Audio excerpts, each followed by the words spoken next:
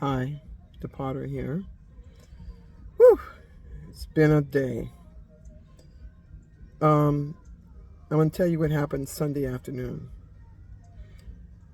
I went to the park with my daughter. I had the bicycles with me. I don't know if you can see them.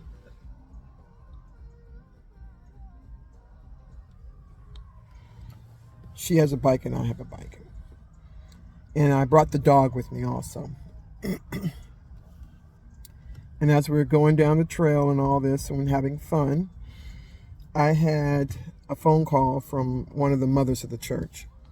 I guess she was feeling stuffed up in a house or whatever. So I told her I was at the park. And she came down to chit-chat with me, which was a very nice chit-chat from a mother of the church. So after the chit-chat, a long chit-chat at that, something I really needed to talk to one of the mothers of the church. And then all of a sudden, she came with me and I was putting the bicycles and stuff in the back.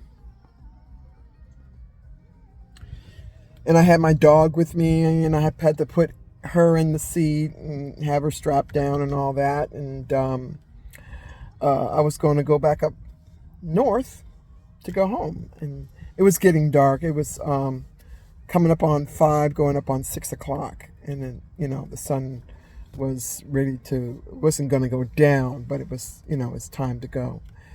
So I put in everybody in the car. I told her I'd see her next Sunday, and she was happy and smiling. She said, "Oh, this has been so refreshing to be out of the house to talk to somebody." Okay, no problem. Got in the car, cranked it up, and running myself back up north where I was from. But on the way up, I looked around and I said, "Where's my phone?"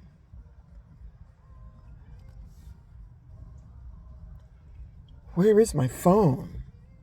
Now, there's some people in life that are really stuck on things, materialistic things. I think I've told you about that. There was a lady that if they can't have that precious object, they can't make it in life. Also talked about being standalone. If you're in Christ, you're a standalone person. I couldn't find my phone. So I was about good 6-7 miles away from the park when I noticed this. Pulled into a gas station, went inside and I asked one of the tenants in the front up there, I said, "Hey, could you please call my phone real quick? I think I lost it. It's in the car." She goes, "Sure, give me a number." So she put her number in and she says, "Oh, honey, it went immediately to voicemail." And she said, "You know what that means?" And I was like, kind of puzzled, like, well, my phone is fully charged. It shouldn't have gone. She goes, "Honey, when it goes immediately to voicemail, it's been run over or damaged." What? So anyway, I said, "We'll call it again." I ran outside. My little girl was in the car. I said, "Did you hear the phone ring?" Because it's a very loud ringer. "No, Mommy, didn't hear the phone ring." What?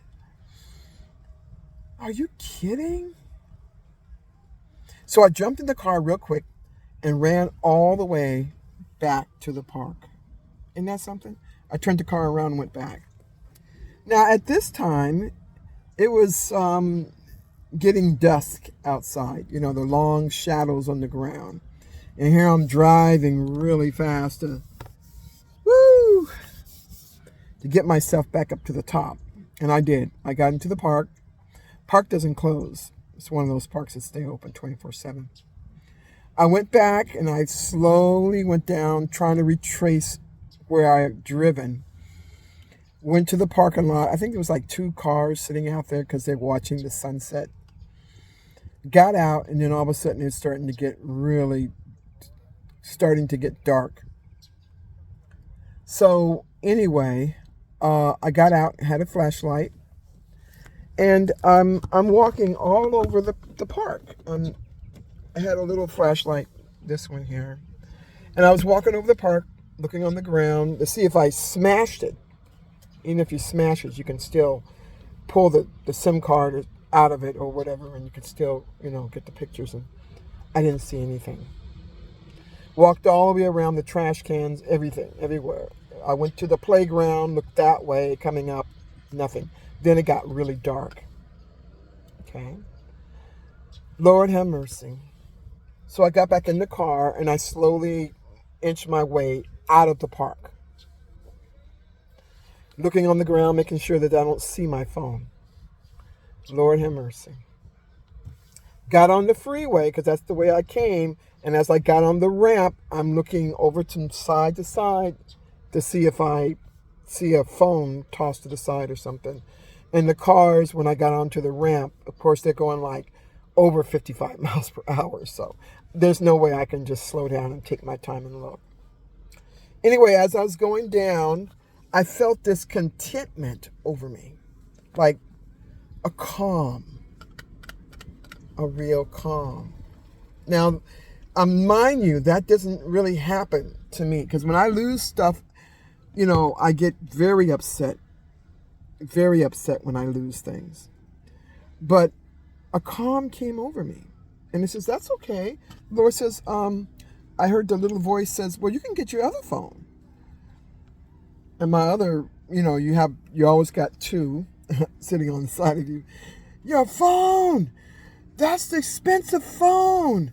You never can get nothing like that. Then you have to buy another one. And what about the bill? You're still paying on the bill. Oh, you got to go back and find that phone. You can't do without the phone. And on the other side, the right side says, that's okay. The phone that I had, it had great pictures. And it took great pictures, even of me. Okay? And it's okay. It's okay. So I reached under and I got this old phone out.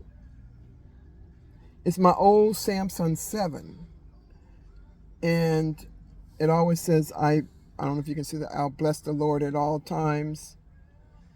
That's my motto. I will bless the Lord at all times. So I pulled it out and said, Lord, if you want me to go with this old one, Samsung 7, when I had a Samsung 22, it's no problem. So I took it out. I charged it up. And I said, well, I'll use this one. It's a grainier picture. I had, all the apps and all the other stuff on my newer phone that does so much stuff. And I can post pictures. I'm using the phone for the Lord. Not people just buy phones to do their little Instagram things. It's okay to do all that. But do it for the Lord. And the Lord knew I was doing it for him.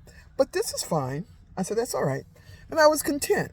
And as I was going back, I'm looking for the Verizon place to turn this on because it's off. Okay? I'm looking back.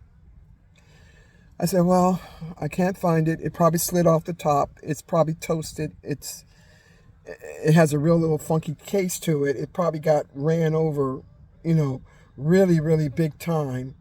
And it's probably confetti, by now. And so I didn't know what else to do. So I just, drove home. So I'm trying to see if I can get a picture of the phone itself. But anyway, I drove home. And my daughter was asleep. And I went on and put her to bed and all that. And the dog was all quiet. And I got her nestled in her little sleeping pad on the side. And I said, oh my goodness, I'm going to have to go in the back there and get, I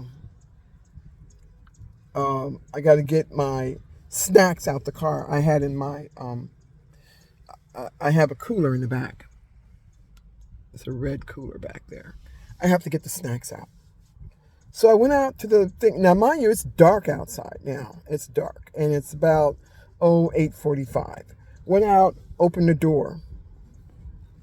And guess what falls out of the door? Guess what falls out of the door? The phone that I'm on right now. It fell out the door. Now get this. I don't drink. I don't smoke. I don't do drugs. I don't even take an aspirin. Okay? But the Lord knew He had my heart. And that's why I said the Lord knows you inside out. He knows exactly what you need. He says, He knows my heart.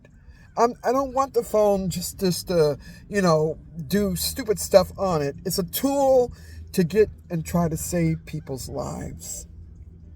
And to save them, not me to save them, but try to get to them and tell them about Christ. I'm using this tool as a method to try to rescue somebody. And it fell out the door. Like, where was that? My phone is on. The lady called it from the thing. My daughter's in the car. She knows my phone. Like, it has a very loud ring to it. The Lord knows our hearts, people. And that's what I'm saying. If you try to go this way without Christ, you're just on your own. But the Lord knows my heart. He knows that I'm not just showboating around here. He knows my heart.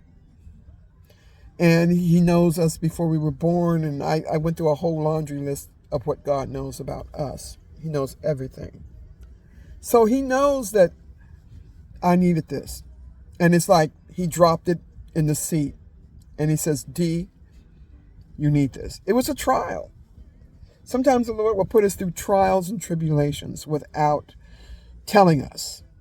And it's either you make it or you break it. But I'm telling you, He knew my heart. I can do it. Lord, I'll do it with if it's a 2 megapixel camera, I'll do it. I'll do it with just a plain old, if I can get something, I'll keep pressing on. That's how you know the Lord is real. And I knew it. So keep in Christ. Keep God first. Keep the Lord with you. Everything you do. Put Him inside your life, outside your life, around your life. This is no joke. Keep the Lord in your heart, in your mind, and in your soul. I'll come back with some scriptures for that.